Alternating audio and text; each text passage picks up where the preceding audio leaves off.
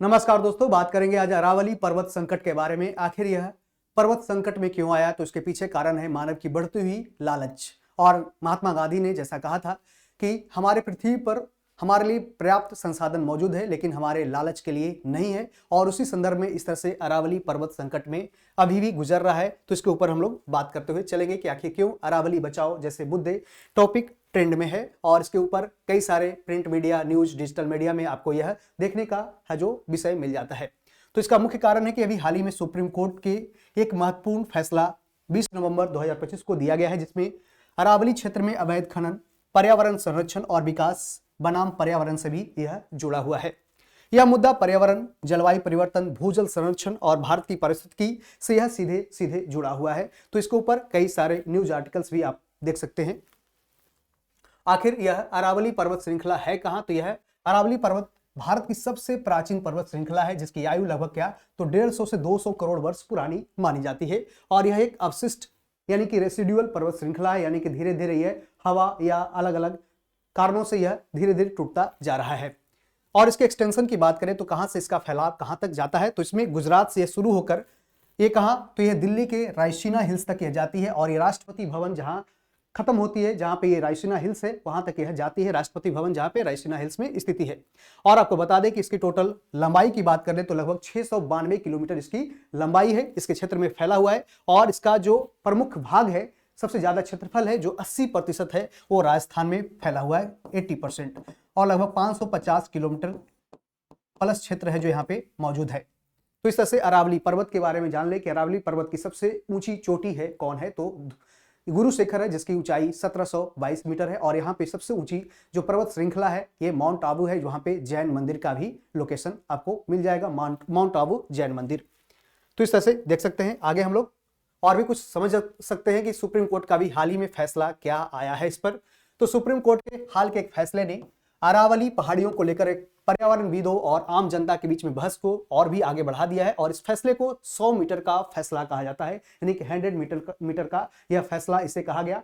और इस फैसले को यह इसमें साफ किया गया है कि जो भी अरावली इलाके में 100 मीटर से कम ऊंचाई वाले पहाड़ियों को अपने आप इस तरह से जंगल के तौर पे क्लासिफाई नहीं किया जा सकता है। और यानी कि 100 मीटर से जो भी ऊपर की ऊंचाई की पहाड़ी रहेगी, उससे ही सिर्फ अरावली का जो हिस्सा माना जाएगा और उससे ही प्रोटेक्शन दिया जाएगा। तो सेव अरावली ट्रस्ट के विशेषज्ञ विजय बेंजवाल और नीरज श्रीवास्तव ने इस फैसले पर गंभीर चिंता भी जताई है। और उनका कहना है कि हरियाणा में सिर्फ 2 ही ऐसी चोटियां हैं जो 100 मीटर से ऊपर है, जिसमें एक तोसाम है जो भिवानी जिला में है और दूसरी माधोपुरा जो महेंद्रगढ़ जिला में स्थित है। बाकी सारे अब इसमें जो भी पहाड़ियां हैं वो 100 मीटर से कम है, जिसकी अब संरक्षण यहाँ पे स्थिति नहीं बन पाएगी और यह माइनिंग के लिए इनेबल हो सकता है। अरावली को बचाना आखिर क्यों जरूरी है, तो इसके पीछे के महत्व को समझ सकते हैं कि जानते हैं कि रेगिस्तान के विस्तार को रोकता है। तो जानते हैं कि ये अरावली जहां पे स्थित है, वहां उसके पीछे उसके पश्चिम में क्या है तो थार मरुस्थल है। और वहां पे बालू का क्षेत्र काफी बड़ा है, जिस कारण से इसका बालू और रेत है जो उड़कर कहाँ आ सकता है तो पूर्वी राजस्थान में आ सकता है, जिस कारण से वहां के और पूर्वी रेगिस्तान से तो उड़ करके कहाँ पूर्वी राजस्थान से उड़ करके कहाँ दिल्ली तक पहुंच सकता है, जिस कारण से ये रेगिस्तान के विस्तार और भी बढ़ सकता है। और ये भूजल रिचार्ज में भी काफी सहायक हो सकता है, यानी ग्राउंड वाटर लेवल जानते हैं कि बहुत सारे नदियां यहां से निकलती है, जिसमें से बानस हो गया और लूनी हो गया, सब नदियां हैं जो प्रमुख रूप से यहां से निकलती है। और इस तरह से एक साउथ वेस्ट मानसून को यहाँ पे जो वर्षा कराने में भी ये क्या सक्षम होता है। और इस तरह से जिस तरह से आप समझ सकते हैं कि क्या तो आपको पता है कि जिस तरह से सेंट्रल एशिया से ठंडी ठंडी हवाएं जो निकल के आती है, उसको हिमालय जिस तरह से रोकने का प्रयास करता है, उसको रोकता है और हमें नॉर्थ इंडिया को बचाता है ठंड से। तो इस कारण से इसका भी महत्व है जो उस तरह से बढ़ता जाता है। तो यह भूजल रिचार्ज में भी सहायक हो सकता है, रेगिस्तान के विस्तार को रोकती है, जैव विविधता यानी कि बायोडायवर्सिटी का भी संरक्षण प्रदान करता है, धूल और प्रदूषण को भी यह रोकने में सहायक करता है। तो हो सकता है कि यदि इसका और भी मायने हो तो आने वाले समय में इसका एग्जिस्टेंस और आने वाले समय में दिल्ली में काफी ज्यादा प्रदूषण भी देखने को मिल सकता है। ऐसे भी काफी प्रदूषण वहां फैला हुआ है। तो धूल और कन दोनों भी पहुंच सकता है। मानसून पवनों को भी संतुलित करने में इसकी भूमिका, जैसा हमने बताया कि साउथ वेस्ट मानसून को इसको कंट्रोल करने में, इसको संतुलित करने में काफी अच्छी भूमिका मानी जाती है। तो अरावली का नष्ट होना पर्यावरणीय आपदा को भी इस तरह से जन्म देता है, यानी कि एनवायरमेंटल डिजास्टर को आगे बढ़ाने में यह है जो सहायक बन सकती है, यानी आने वाले समय में है जो क्या, तो इस तरह की ऐसी स्थिति पैदा कर देगी जो पर्यावरण को असंतुलन कर सकता है। तो अरावली नष्ट होने से भारत के लिए खतरे क्या क्या बन सकते हैं, तो उसमें खतरे की बात कर ले तो क्या क्या खतरा हो सकता है, क्या क्या इसमें नष्ट होने से खतरा हो सकता है। तो थार रेगिस्तान का फैलाव है जो क्या, तो इस तरह से आगे बढ़ सकता है। थार रेगिस्तान का फैलाव हो सकता है, यानी कि डिजर्टिफिकेशन की फैलाव हो सकती है। दिल्ली एनसीआर में भी भीषण प्रदूषण देखने को मिल सकता है, धूल कण आदि यहाँ भी फैलाव हो सकता है, जो अभी अरावली पहाड़ी के द्वारा इसको रोका जा रहा है। जल संकट और सूखा की स्थिति भी यहाँ पे उत्पन्न हो सकती है। तापमान में वृद्धि यानी कि टेम्परेचर कंट्रोल जो किया जा रहा है अरावली पर्वत के द्वारा, इसको और भी इसमें बढ़ोतरी हो सकती है और इसमें टेम्परेचर है जो फ्लक्चुएट हो सकता है, वृद्धि हो सकती है। जलवायु असंतुलन यानी कि क्या, तो क्लाइमेट इम्बैलेंस हो सकता है, जो यहाँ पूर्वी रेगिस्तान से लेकर इधर दिल्ली के क्षेत्रों में जो वर्षा होती है उसको भी है जो वर्षा रोकने में है जो सक्षम नहीं हो पाएगी, और वहां पे वर्षा है जो कराने में सक्षम नहीं हो पाएगी, जिस कारण से एक जलवायु संकट भी उत्पन्न हो सकता है। और यह स्थिति भारत के लिए दीर्घकालिक खतरा बन सकता है, यानी कि लॉन्ग टर्म एक क्या, तो एक डेंजर बन सकता है, खतरा बन सकता है। और ऐसा नहीं कि बाद में ऐसा एक बार काट दिए पहाड़ को तो दोबारा ये पहाड़ को आप लगा नहीं सकते हैं, तो ये मैनमेड नहीं होता है क्या, तो इस तरह से नेचुरल होता है, जिस कारण से एक काफी समस्या उत्पन्न हो सकती है। और इसके बारे में कुछ और भी जुड़ी हुई खास बातें को यदि हम लोग देखने का प्रयास करें तो आपको पता है कि अरावली का जो दक्षिण पश्चिमी सिरा है ये कहां से, तो गुजरात में से शुरू होती है।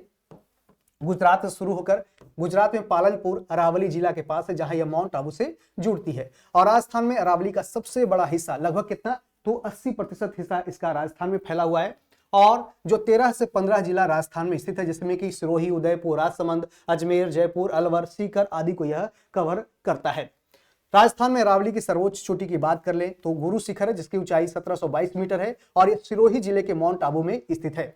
हरियाणा में अरावली गुरुग्राम, फरीदाबाद, मेवात, रेवाड़ी और महेंद्रगढ़ जैसे जिलों में फैली हुई है और यह दिल्ली एनसीआर के धूल बैरियर का भी यह काम करता है।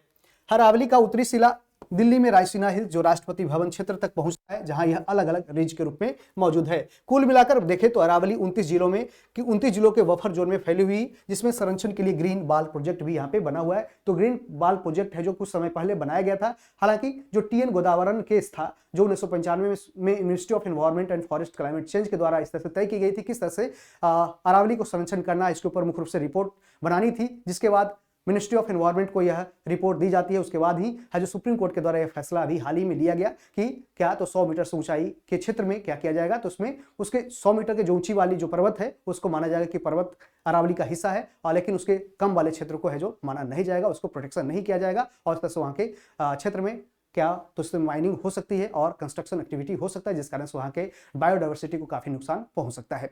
तो ये और 500 मीटर यदि दो मान लें कि 200 मीटर के ऊंचे वाले पहाड़ी है, उसके यदि उसके बीच में अगर 500 मीटर की दूरी नहीं है, मान लें कि एक इधर है एक इधर है, मान लें कि दो पहाड़ी के बीच में यदि 500 मीटर की दूरी अगर छोटे छोटे माने दो पहाड़ियों के बीच में 500 मीटर से अधिक दूरी है तो उसको मान लिया जाएगा क्या, तो ये अरावली पर्वत का उस क्षेत्र है जो अरावली पर्वत का हिस्सा नहीं है, उस पर भी कंस्ट्रक्शन किया जा सकता है। तो ये सभी इसमें लाया गया है। अरावली राजस्थान को दो भागों में विभाजित करती है, पश्चिम में मरुस्थल है और पूर्व में क्या है, तो उपजाऊ मैदान है। तो उपजाऊ मैदान को भी यह मरुस्थल में बदल सकता है आने वाले समय में। यहाँ कई नदियां बहती है, जैसे कि बनास हो गया, लूनी हो गया, साबरमती हो गया, सहीवी होगी। इसका उत्पत्ति का स्रोत है क्या, तो अरावली है जो जल संरक्षण में मदद करती है। हरियाणा और राजस्थान में अरावली की पहाड़ियां वन्य जीवों जैसे कि तेंदुआ, लकड़बग्गा आदि का भी निवास स्थल है। और वर्तमान में अरावली खनन और शहरीकरण के कारण खतरे में है, और लेकिन सुप्रीम कोर्ट के फैसले और सेव हरियाली अभियान से इसकी और भी इसको महत्व को आगे बढ़ाया जा रहा है कि कारण क्या है, तो आने वाले समय में अरावली का जो होना बहुत ही जरूरी है, नहीं तो ऐसे इन्वायरमेंटल डिजास्टर का ये रूप धारण कर सकता है। एक्सपर्ट ने इकोलॉजिकल खतरों को बताया है और साइंटिस्ट और कंजर्वेशन ग्रुप भी चेतावनी देते हैं कि अरावली के कानूनी तौर पर मान्यता प्राप्त फुटप्रिंट को कम करने से पूरे इलाके में इकोलॉजिकल गिरावट भी तेज हो सकती है, और निचली चोटियों और जुड़ी हुई पहाड़ी प्रणालियां जिन पर अक्सर सबसे पहले कब्जा होता है, ये भी जरूरी काम करती है। हैबिटेट का नुकसान होना और वाइल्ड लाइफ कॉरिडोर का भी टूटना, जिससे तेंदुए, लकड़बग्घे और पक्षियों की प्रजातियों पर भी इसका असर पड़ सकता है। और ग्राउंड वाटर रिचार्ज जोन को नुकसान हो सकता है, जिससे पेरी अर्बन खेती की बेल्ट पर भी असर पड़ सकती है। झाड़ीदार जंगलों और देसी पेड़ों की कमी जो रेप्टाइल, पॉलिनेटर और घास के मैदानों की पक्षियों को भी इस तरह से सहारा देने का काम करता है, उसको भी नुकसान पहुंच सकता है। झाड़ीदार जंगलों और देसी पेड़ों की कमी जो रेप्टाइल, पॉलिनेटर और घास के मैदान की पक्षियों को भी सहारा देते हैं, उसको भी खतरा हो सकता है। और नेशनल कैपिटल रीजन में धूल और गर्मी से हवा की क्वालिटी खराब होने से रेगिस्तान बनने का भी खतरा आगे उत्पन्न हो सकता है। तो ये सब प्रमुख है जो क्या तो ग्राउंड वाटर रिचार्ज को इसमें डिप्लेट कर सकता है, तो इस कारण से बहुत सारा खतरा इससे जुड़े हुए हैं। आखिर इस पे बिहार का क्या इस पे प्रभाव पड़ सकता है, तो बिहार जानते हैं कहाँ है, तो इस तरह से नॉर्थ इंडिया में ही लोकेटेड है। तो नॉर्थ इंडिया के आसपास जो उत्तर प्रदेश और ही क्षेत्र से यह जुड़ाव महसूस करता है, लेकिन डायरेक्टली तो इससे जुड़ा हुआ नहीं राजस्थान से या नहीं अरावली से जुड़ा हुआ है, लेकिन इसका प्रभाव है जो इनडायरेक्टली है जो बिहार पे भी पड़ सकता है। तो अरावली बिहार में तो नहीं है, फिर भी इसका प्रभाव अप्रत्यक्ष रूप से पड़ेगा। जलवायु परिवर्तन का असर हो सकता है, मानसून पैटर्न में बदलाव हो सकता है, अत्यधिक वर्षा या सूखे की स्थिति होने से क्या तो बिहार में भी ऐसी स्थिति उत्पन्न हो सकती है, जिस कारण से गंगा नदी जानते हैं कि बिहार में फैलती है, बिहार में बहती है, जिस कारण से इसमें ज्यादा पानी हो सकता है और इस कारण से यहाँ पे बाढ़ की खतरा भी बढ़ सकती है। या फिर इधर साउथ बिहार में सूखे की स्थिति और भी उत्पन्न हो सकती है। कृषि पर नकारात्मक प्रभाव पड़ सकता है, नदियों के जल स्तर में काफी अस्थिरता हो सकती है, या तो सूख जाएगी या तो बढ़ सकती है। तो पर्यावरणीय संकट राज्य सीमाओं तक ये सीमित नहीं होता है, ये पूरे देश को, पूरे क्षेत्र को इस तरह से नुकसान पहुंचाता है, उसको अफेक्ट करता है।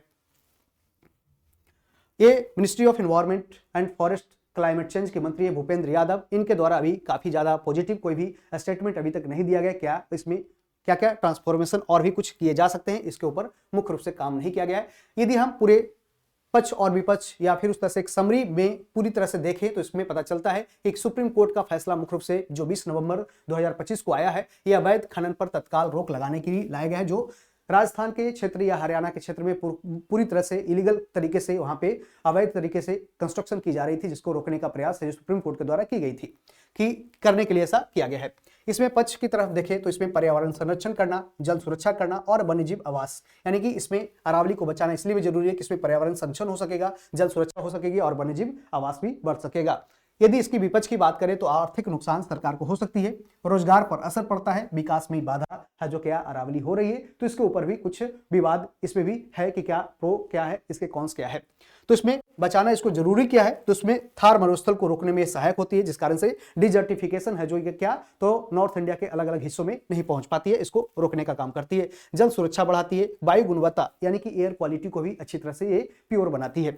भारत के लिए खतरा क्या हो सकता है, तो रेगिस्तान का विस्तार अरावली के खत्म होने से हो सकती है, भयंकर गर्मी और सूखा की स्थिति बन सकती है, जलवायु परिवर्तन का भी खतरा हो सकता है, जिस कारण से यहां देख सकते हैं दुनिया की सबसे पुरानी पर्वत श्रृंखलाओं में से यह एक मानी जाती है, या ओल्ड फोल्ड माउंटेन इसे कहा जाता है, जो गुजरात से कहां लेकर चलती है, तो गुजरात, राजस्थान, हरियाणा और दिल्ली तक ये जाती है।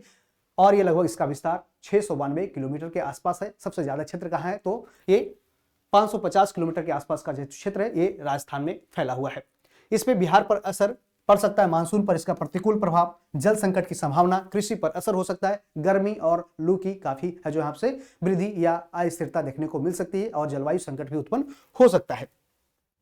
यहाँ देख सकते हैं कि और भी कुछ इस तरह से इसमें पक्ष और विपक्ष दिया गया है। तो इसमें बचाना क्यों जरूरी है, तो थार मरुस्थल को रोकने में सहायक हो सकता है, जल सुरक्षा, वायु गुणवत्ता, जैव विविधता, ऐसे चीजों पे यह है जो मुख्य रूप से असर करता है और इस तरह से एक समरी के रूप में इस तरह से दिखाने का प्रयास किया गया है। तो अवैध खनन और पर्यावरणीय विनाश, तो क्या यह आप समझ सकते हैं क्या डेवलपमेंट जरूरी है, क्या डेवलपमेंट, इकोनॉमिक डेवलपमेंट ज्यादा जरूरी है या पर्यावरण को बचाना जरूरी है, तो आप ये कमेंट बॉक्स में बता सकते हैं कि दोनों में क्या अभी जरूरी है। तो मानव के यदि मानव रहेगा नहीं तो उसका डेवलपमेंट क्या करेगा, यदि मानव जिएगा तभी उसका डेवलपमेंट हो सकता है। तो हम डेवलपमेंट करें लेकिन सस्टेनेबल डेवलपमेंट पे ज्यादा फोकस करें, तो यह है जो हमारा पृथ्वी बचेगा, नेचर भी बचेगा और हम भी बचेंगे।